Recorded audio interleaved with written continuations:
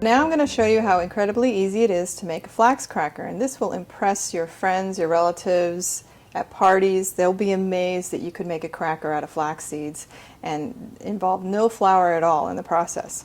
So this is how you do it. You need your Vitamix or a blender. You're going to need 1 to 2 cups of flax seeds depending on how many you want to make. So the flax seeds get soaked in water for about an hour to 2 hours until they look like that.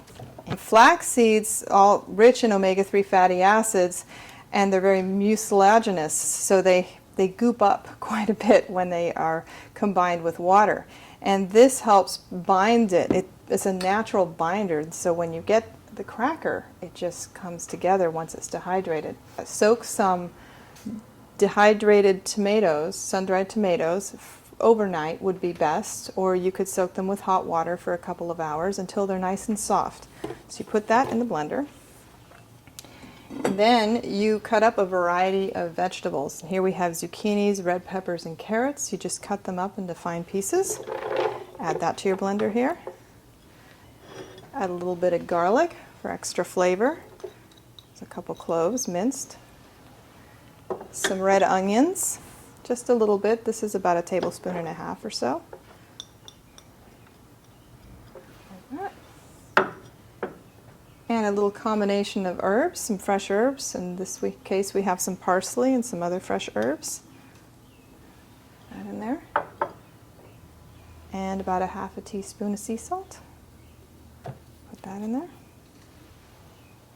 Okay, now when I soaked my sun-dried tomatoes, I reserved the liquid, the soaking liquid. I'm going to use this to help blend this together.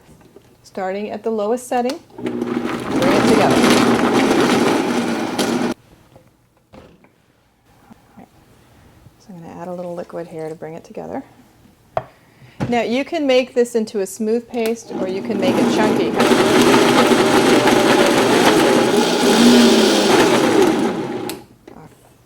I take a large bowl and I add my flax seeds first into the bowl, and then so let's bring this paste together. Bring that in. This is almost like a pesto. So if you wanted to, you could make a pesto flaxseed cracker simply by blending the standard pesto combination of basil and pine nuts or walnuts and olive oil. You could do the same thing and just have another flavor cracker. Just mix these together.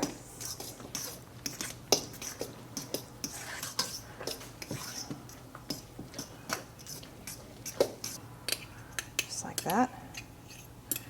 This makes it easy to kind of distribute it onto my Teflon sheet. So what I did here with the sheet is I added a little sheet of parchment paper. What I want to do is just drop them. These plop a little bit, kind of like making cookies. Just kind of plop them right here like that. You take the back of a spoon or a fork or whatever you have handy, and you just shape them into this cracker shape that you'd like. Don't make them too thin, because if they're too thin, when they come out of the dehydrator, they'll crack and they will break apart. I have plenty of examples of those. But these crackers, the finished crackers I have here on my plate, are the best, some of my best ones. And it's here, these are going to be great because they even have little pieces of vegetable in them. That'll make them really interesting. Now alternatively, you could also spread the entire mixture across the entire sheet of parchment paper and then break them up later. That's making a flax cracker.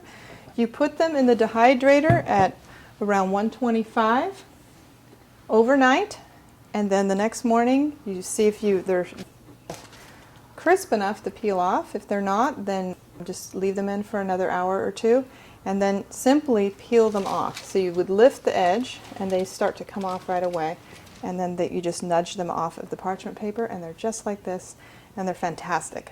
A little addictive, but a good addiction because these are very healthy for you.